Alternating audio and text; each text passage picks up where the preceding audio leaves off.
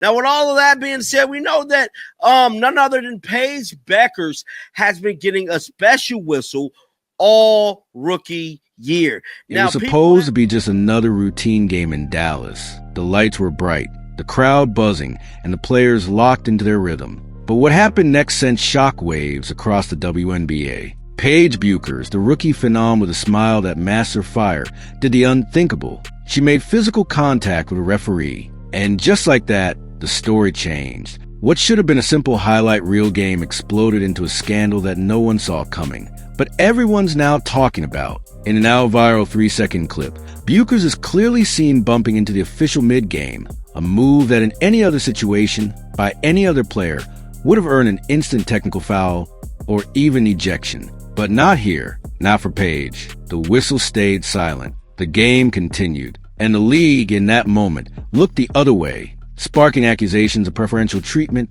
favoritism, and even deeper systemic bias within the WNBA's officiating system. The silence from the officials wasn't just loud, it was deafening. Fans didn't need a replay to catch the moment. It wasn't hidden, it wasn't subtle. It was blatant, and it was protected. The lack of action screamed in narrative fans are no longer afraid to say out loud. Some players are untouchable. But what happens when footage doesn't lie, and the league still chooses not to act? But look at Paige. Look at her. What in the hell? What is she doing? What is she doing?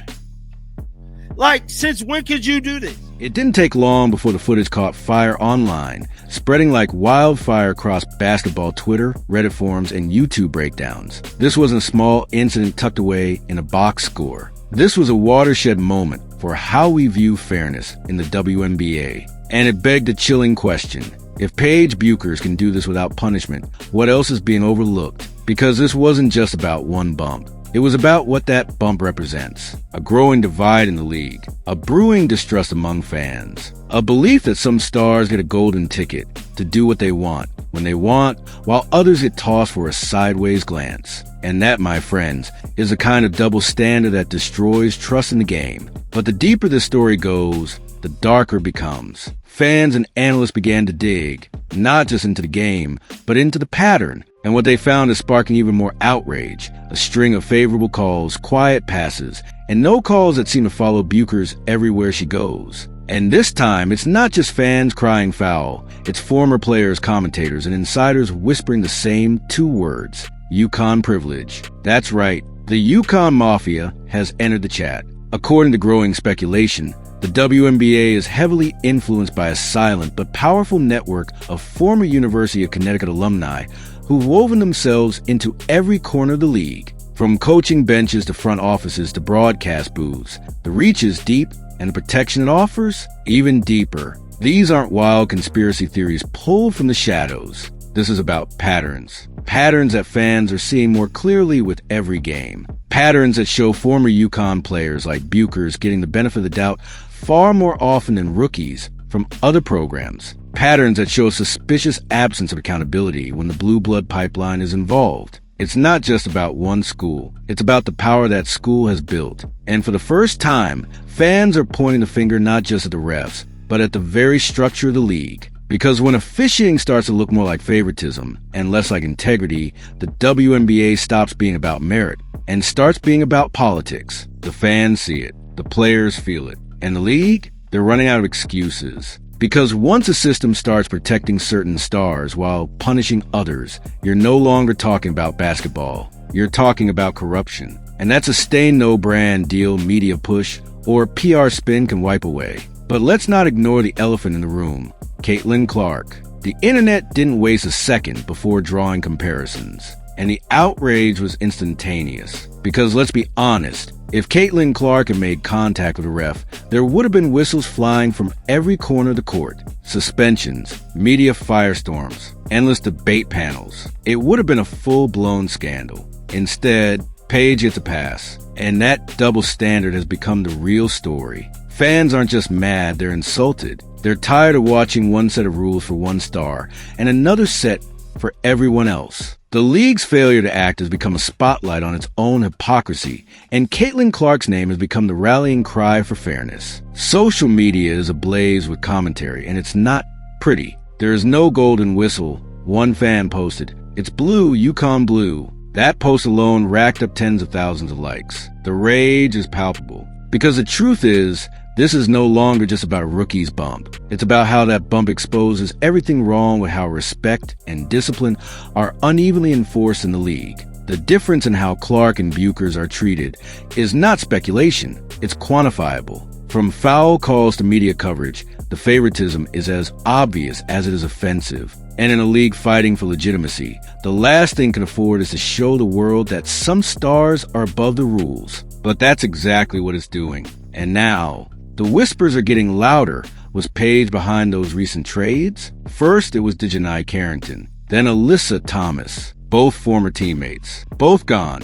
And the timing? Too perfect, too clean. It didn't take long before fans started putting two and two together, and the rumors exploded. Of course, nothing's been confirmed, but the way it all played out? Suspicious. Locker room drama was already leaking. Tensions were bubbling. And suddenly, Paige's star begins to rise, just as two outspoken vets vanish from the roster. Coincidence? Maybe. But in today's league, fans aren't buying what they're being sold. Because this isn't the first time Paige's name has been at the center of whispers. Her rise has been meteoric, her spotlight blinding. But every glow casts a shadow, and that shadow is now being filled with questions about influence, favoritism, and control. Was it just talent that elevated her? Or was it a system designed to push her to the top? As more details surface, fans are starting to wonder if the WNBA is becoming a league where internal politics matter more than performance, where rookies with the right connections are prioritized over veterans who speak up, where being liked matters more than being right, and that if true, could break the very foundation the league is built on. And the video evidence just keeps coming. Clips of phantom fouls, non-existent contact, and calls that defy logic. In one sequence, Paige appears untouched, yet the whistle blows in her favor. Meanwhile, other players get clobbered, and the refs look the other way. It's enough to make you wonder if the rules even apply to everyone anymore. Social media has become a treasure trove of questionable calls. Fans are sharing slow-mo footage. Analysts are breaking it down frame by frame. And every new clip adds weight to the growing belief that some stars are playing on a different court altogether, one where the rules bend to their benefit. And still, nothing from the league. No fine, no comment, no accountability, just silence. But in that silence, fans are drawing their own conclusions, and they're not flattering. The footage is too clear. The patterns too consistent. The favoritism too blatant. The trust is breaking. And now, the damage isn't just to one game or one team. It's to the league's credibility. If fans can't believe what they're seeing, why should they keep watching? If justice isn't blind and the whistle isn't fair, the sport itself suffers. And right now, the WNBA is skating on shattered-thin ice. Meanwhile, Indiana is rewriting its own story. In a season filled with controversy and chaos, the Fever are rising. With critical tiebreakers against Seattle, Atlanta, and now possibly Phoenix, they've put themselves in a position no one saw coming. One went away from controlling their playoff destiny. They don't just have momentum, they have math on their side. Their recent victories include wins over .500 teams, something that had eluded them since the rookie years of Nalissa Smith and Lexi Hull. Now they're beating the odds, and fans are beginning to believe again. This isn't just about playoff seeding. It's about home court, about bringing postseason basketball back to Indiana for the first time in over a decade. It's about giving fans a reason to show up, stand up, and scream their hearts out. Because this team, they've earned it. The Fever aren't asking for special treatment. They're taking every win, every possession, every tiebreak by force. While others benefit from whispers and silent whistles, Indiana is building something the hard way, with grit, teamwork, and determination. And what makes it all the more poetic? While the league scrambles to protect its darlings, Indiana is out here proving that success doesn't need shortcuts. They've earned every inch of ground they've gained. No blue blood privilege, no whispered favors from the top, just raw hunger, tight chemistry, and players who bleed for each other. In a world where Paige Bueckers can bump a referee and walk away clean, the Indiana Fever are winning games the old-fashioned way, by refusing to fold. But their climb isn't just symbolic, it's strategic. As the standings tighten and playoff pictures form,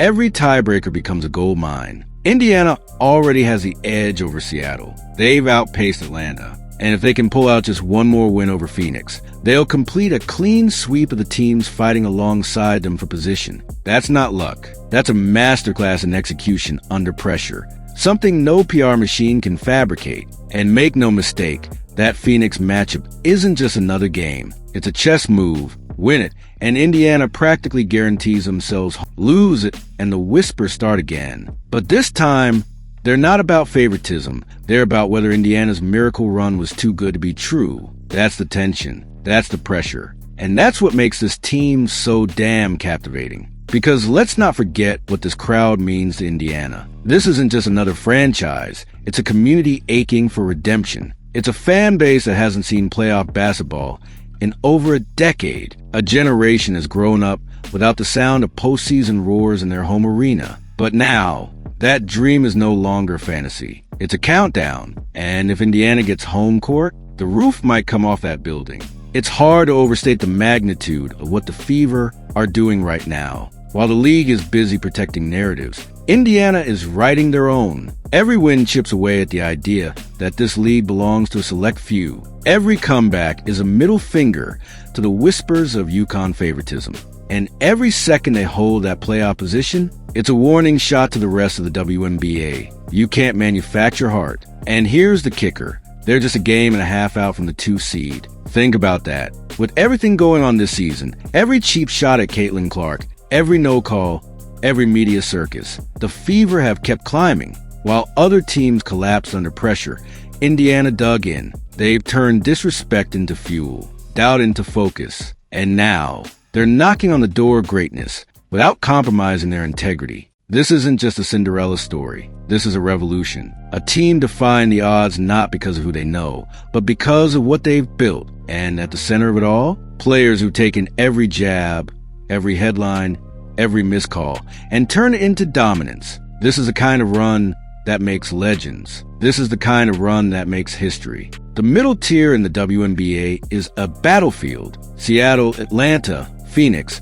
none of these teams are pushovers. But Indiana, they've separated themselves, not just on paper, but in mentality. While the others jostle and scrap, the Fever play like they already belong. And that confidence, that's the difference between surviving and conquering. But don't get it twisted, there's still danger ahead. The sparks loom large. They're hot, they're tall, and they're starting to click. With Julie Alaman leading the charge and a starting 5 that can punish you inside and out, the sparks are a real threat, especially to a Fever squad that, on paper, doesn't match up well. This isn't a cakewalk. It's a proving ground. And here's the final twist. If Indiana can weather that storm, they'll be battle-hardened in the best way possible, ready for whoever comes next, whether it's New York, whether it's Minnesota, whether it's the league's chosen ones. The Fever are coming. And this time, they're not asking permission. Because when the lights shine brightest, when the pressure mounts, and the whistle gets quiet, the truth reveals itself. You see who's real, you see who folds, and you see who rises. The WNBA is watching. The fans are watching. And Indiana, they're putting on a show that doesn't need special treatment. Just one more win, one more roar, and one more chapter in a story the league didn't want told. So here we are. A league teetering between credibility and chaos. A scandal that refuses to die. A team clawing its way toward destiny. And a whistle that may never be heard, but one that echoes through every foul call, every highlight, every silence. This isn't just sports. This is a reckoning. And the next game, it might just decide everything. And as the regular season winds down, they're in striking distance, not just of a playoff berth, but of a statement to the league. That heart still matters. That hustle still wins. That even in a league clouded by controversy, there are teams clawing their way forward, not with privilege, but with purpose. So if you're watching this and wondering what kind of league the WNBA wants to be, remember this moment. Remember the silence. Remember the bump. Because history will. And when the dust settles, we'll all be asking the same question. Whose whistle does the WNBA really blow?